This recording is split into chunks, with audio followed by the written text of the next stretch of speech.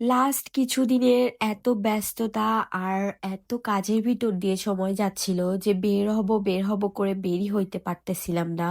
তো ফাইনালি ওই দিন রাতের বেলা ভাইকে আর কুটু বাচ্চাকে সাথে নিয়ে বের হয়ে গেলাম বাহিরে খাওয়া দাওয়া করার জন্য। আর এইখানে আসার পর একটার পর একটা অর্ডার দিচ্ছিলাম আর একটার পর একটা খাওয়া দাওয়া করতেছিলাম। আসসালামু আলাইকুম, welcome to my another video. I hope আপনারা সবাই ভালো আছেন এবং সুস্থ আছেন। তো প্রায় লং টাইম পর আমি আপনাদের সাথে ব্লগ শেয়ার করতেছি। আসলে হয়েছে, আমার পেজে যখন আমি একটু গ্রো করতে শুরু করব, ঠিক তখনই একটা না একটা ফ্যামিলি ক্রাইসিস বা কোনো একটা প্রবলেমে আমি পড়বো বা ব্যস্ততায় সময় চলে যাবে, যার কারণে আমি রেগুলার কোনো ব্লগ দিতে পারবো না। ইদানিং আপনারা আমার ব্লগ খুব বেশি পছন্দ করতেছিলেন, কিন্তু লাস্ট 2টা উইক হচ্ছে আমি কোনো ব্লগে আপলোড দিতে পারছি না। তার একমাত্র কারণ হচ্ছে আমার প্রচণ্ড জ্বর, ঠান্ডা, অসুস্থতা। পাশাপাশি যখন একটু সুস্থ হয়ে গেলাম তারপর এত পরিমাণ কাজের প্রেশার আর চাপের ভেতর পড়ে গেছি যে কোনো ব্লগে আমি এডিটও করতে পারতেছি না, আপলোডও করতে পারতেছিলাম না।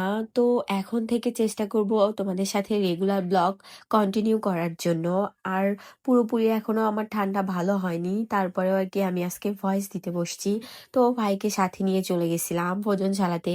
ওইখানে একটু কুটুকুটু করে ছবি তুললে ভালো আসবে। আমার যে ভাই একদম ছবি তুলতে পছন্দ করে না আর ছবি তুলে দিতেও পছন্দ করে না, সে ক্যামেরা নিয়ে এত অস্থির হয়ে গেছে যে ক্যামেরা দিয়ে বারবার শুধু পিকচার ক্লিক করতেছিল।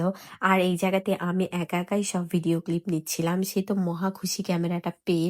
তারপর আর কি আমরা খাবার অর্ডার দিয়ে এখানে ঘোরাফেরা করতেছিলাম আর কিছু কিছু ক্লিপ নিচ্ছিলাম। আর ওই দিন ভাইদের সঙ্গে প্রায় বেশ গল্পও করছি আমরা এই ক্যামেরা কোয়ালিটি সম্পর্কে, ভালো খারাপ সব দিক, যেহেতু আমরা এটা রিচেক করতেছিলাম, যার কারণে সবারই পরামর্শ নিচ্ছিলাম।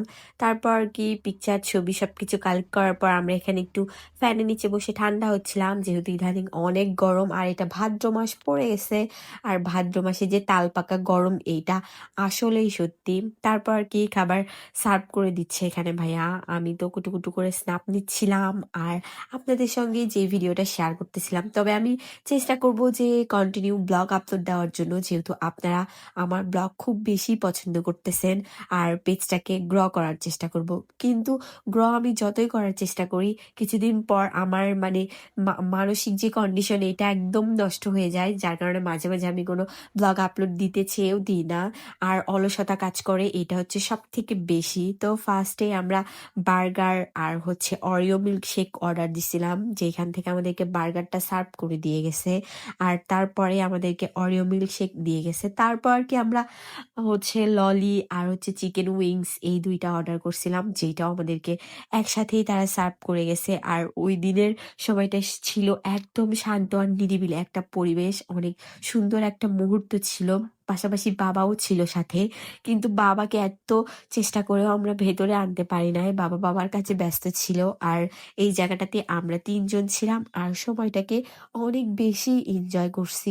আর আজকের ভিডিওটা আপনারা যদি আমার ইউটিউব চ্যানেল থেকে দেখে থাকেন, অবশ্যই চ্যানেলটা সাবস্ক্রাইব করে দিবেন। আর পেজ থেকে দেখে থাকলে অবশ্যই পেজটা ফলো দিতে ভুলবেন না।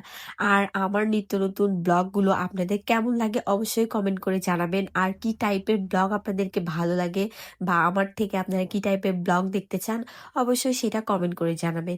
তো কে কোথায় থেকে আমার এই ব্লগটা দেখতেছেন সেটাও কমেন্ট করতে ভুলবেন না। তো তারপর কি বাবাকে কল দিলাম, বাবা যেহেতু সামনেই দাঁড়াই ছিল, আমরা এখান থেকে একটা অটোতে উঠে বাবার সাথে দেখা করে তারপর বাসায় ব্যাক। আর আজকের ভিডিওটা এখানেই শেষ করতেছি, দেখা হবে নেক্সট ব্লগে। টিল অ্যান্ড আল্লাহ হাফেজ। Thanks for watching this video. By.